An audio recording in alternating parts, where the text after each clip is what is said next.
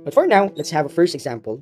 So dito, the following table shows the t or time t in hours taken by a car. Anong gagawin ng car dyan? Magta-travel. Okay, sana all. So, magta-travel tayo dito from Manila papunta sa Ilocos. Okay? Siguro mag-swimming yan. At various speed V in kilometers per hour. So, V, I use V to represent the speed.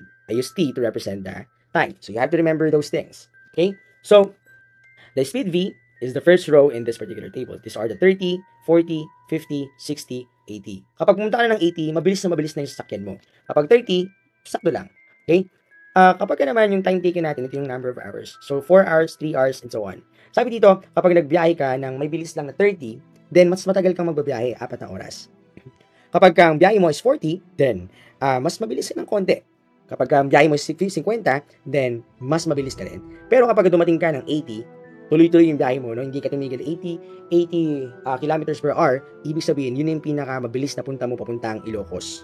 So, there are varies inversely because yung speed natin, kapag yung speed natin, okay, yung speed natin nag-represent to V, ay mataas, then the time taken would be mababa. Okay, so mas mabilis ka kapag ka, mas mabilis ka makapunta doon kapag ka mabilis ang iyong biyahe.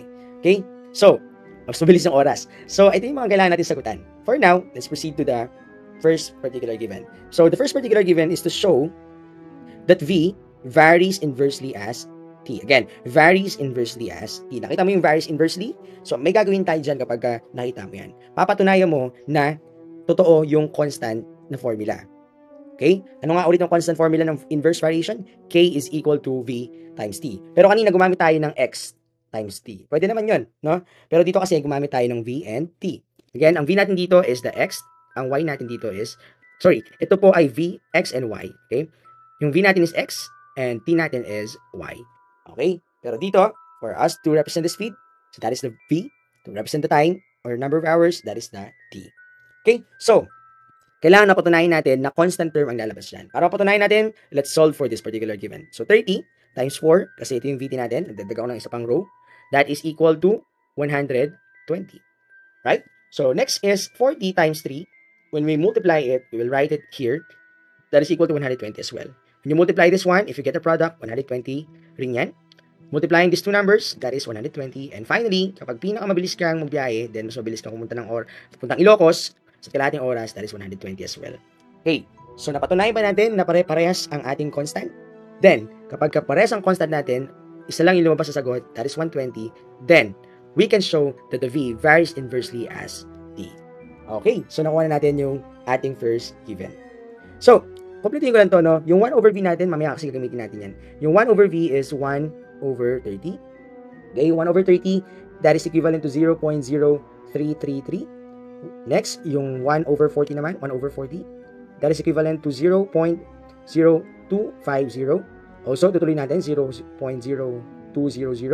You can verify it using your calculator. 1 over 60, that is equal to 0.0167. 1 over 80, that is 0.0125. Again, yung 1, dinidivide ko lang sa mga speed na given natin dito. Okay? Beneficial yan mamaya sa ating graphing.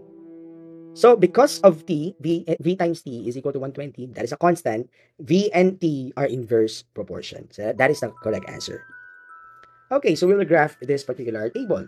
So, how to graph it? So, that first, you have to draw a graph. So, here we have the graph. Okay, so this is the graph. And, so dito lalagay ko yung time.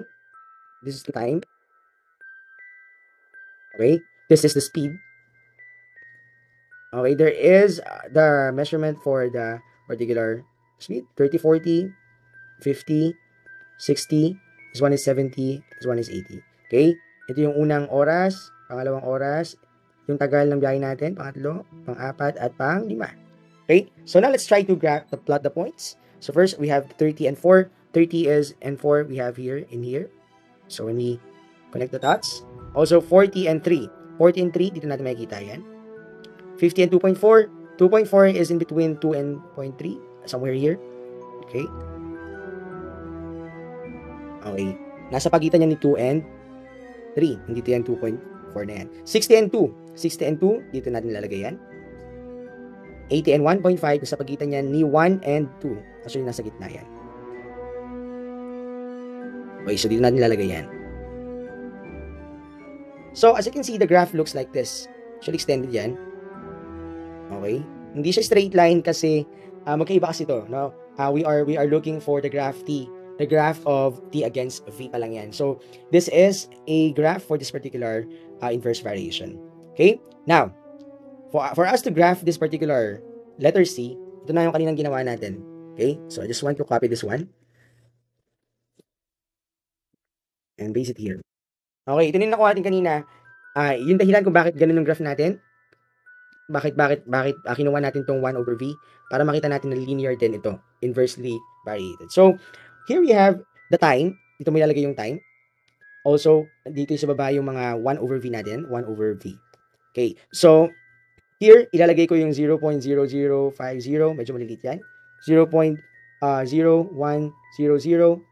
Also, we have 0.0200, and so on. Okay, so we have here, we have the 1, ito yung time. Ito yun.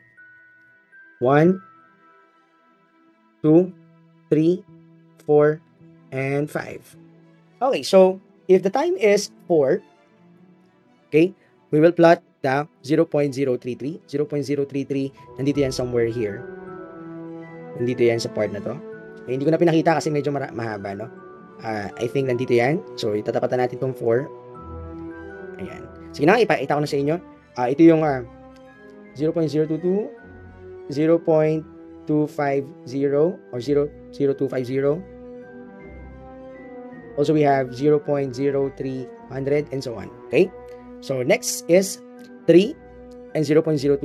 So, dito natin lalagay yan. Ito yung number 3. Okay? So, ganito ko na lang siya lalagay. Tapos, nandito yung 250. Ayan. So, dito ko ilalagay yon. Okay, next, 2.4 and 0.0200. 2.4 and ito yung, nandito yung 2.4, 200, dito ko lalagay yan. Okay? So, next, 2 and 0.1606, 0167, dito natin lalagay yan. So, we have 2 and 0.0167 here. And finally, we have the 1.5, dito yung 1.5, and this dito ko ilalagay yung 0.125. And as you can see, that is a straight line as well. Okay? So, for you to be able to see that that is a linear, kailangan mong gamitin to. Okay? And this particular time. Now, for our fourth given or fourth task, we will write the equation relating to T and V. Okay? For us to do that, no, from the first given, we have the 120 as a constant. Okay? This is gonna be the constant. Okay? Constant is equal to V times T. Yan ito ko ilalagay. Then, we all know na yung V and T natin is equal to 120. This is gonna be the equation relating to D and V. Now, find T when V is 100 kilometers per hour. So, paano mahanap yun? Of course, we use the formula.